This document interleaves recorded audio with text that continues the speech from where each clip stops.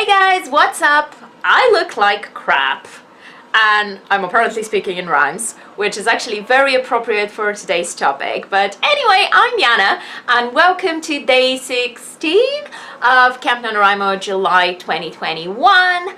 Before I get into what I'm going to chat to you about today, because you've probably guessed, like, it's already the evening, it's dark, there's no real vlog today, it's just a little chat. But before I get into it, a little bit of an update. So, what happened last night? I don't know what happened last night, but I could not sleep at all.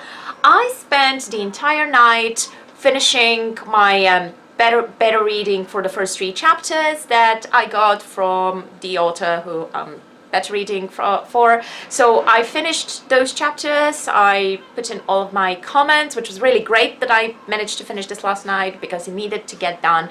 I delayed it slightly because I wanted to finish reading the first book in the series and be like prepared. So I did my better reading, I did a lot more editing on my own book. Actually, I did a lot. I was super productive in the middle of the bloody night.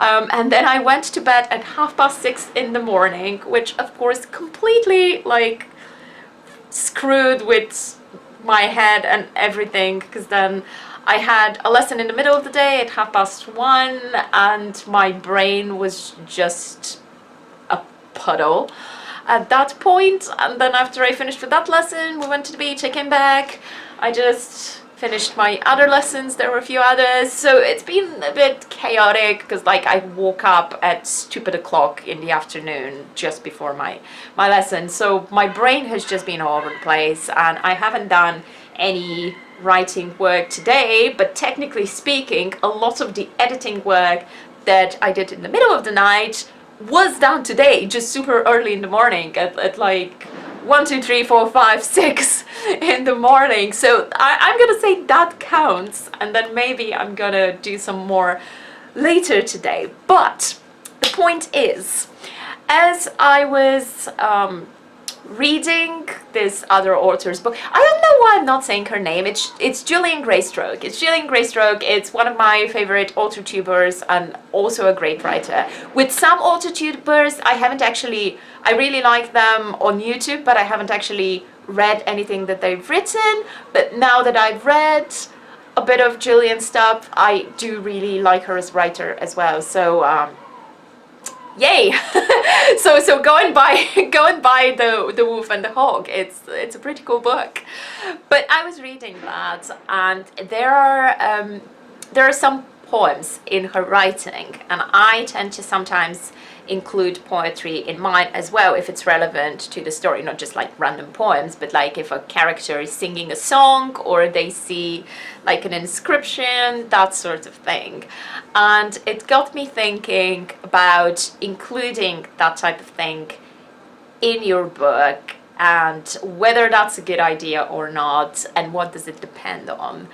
And unsurprisingly, it depends on whether you can actually write at least half decent verses.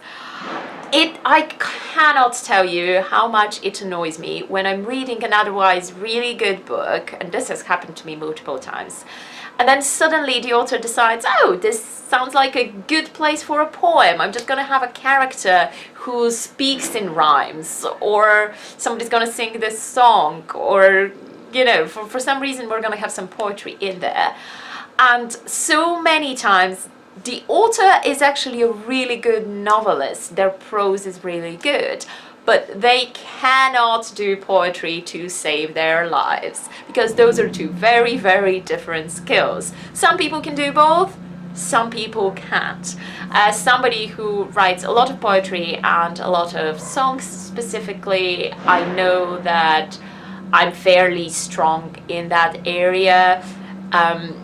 The stuff that I usually include in my books is not like my best poetry, because a lot of the time it just has to serve the story, and it's not supposed to be like a very artistic poem. It's supposed to be something that a character wrote, or a silly little children's song or something like this. So I wouldn't say the poems that I put in my books when I do that, it's not that often, are the best examples of me writing poetry, but I'd say that they are at least competent and not super cringy. Okay, it doesn't have to be perfect, it doesn't have to be like some amazing art, but it does have to at least not be the cringiest thing in the world. And it's shocking how many times it is the cringiest thing in the world. You're reading the book and suddenly there's this poem and you're like, oh, could you just not say this in normal sentences? Excuse me. So, yeah, that's what I was kind of thinking about while I was reading that. And Julian's pretty good at that. I like the poems, the songs. I've seen songs so far, so song lyrics that she puts in. And in my current work, in the book that I'm editing, there's actually a very important poem. It's actually a very big plot point. I'm trying to figure out a way to talk about this without going into too many spoilers, although the chances of anyone who's watching this wanting to buy and read that book in the future are extremely slim. But still, let's just say there is a poem that's supposed to be a very simple children's poem, the stuff that you read to your 5-year-olds.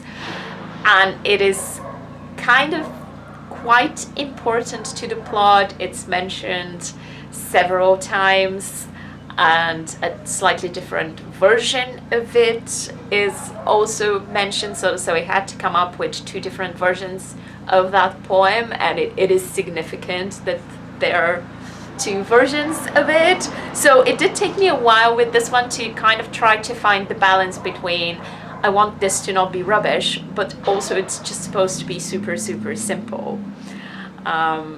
Yeah. So that's my topic for today. I don't really have much more to say. I was also thinking about different translations because I was reading a book in English and then I read a little bit in Bulgarian, and that got me thinking about what the merits are of reading books in the original language and then translations. But I think that's going to be a topic for another video because I don't need to take any more of your time with your nonsense. I've been talking to you for 8 minutes and I've had absolutely nothing to say today. Let me know if you yourself write poetry or if you want to include some songs or poems in your books. I know that happens quite a bit in fantasy, especially epic fantasy, because there's usually these ballads. Tolkien did it. Also in like more contemporary fantasy, Rowling did it quite a few times, and she does it quite well. I think she's good at it too. Do you want to do that sort of thing? Do you like it when people do it? Can you think of a terrible example when somebody did it really badly? And also, if you really want to have a poem in your book, but you know that you yourself are not good at that sort of thing, would you ever ask somebody else to write it for you? I think that's kind of an interesting thing. I don't think I know of anybody ever doing that, but hey, you can hire me to write your poem for your novel. Maybe you think my poetry's rubbish. I mean, you don't know, do you? Anyway, that's all from me for today. Thank you very much for watching this nonsense little chat about poetry, and I will try to get back to my writing, and I'll see you again in the next video. Bye!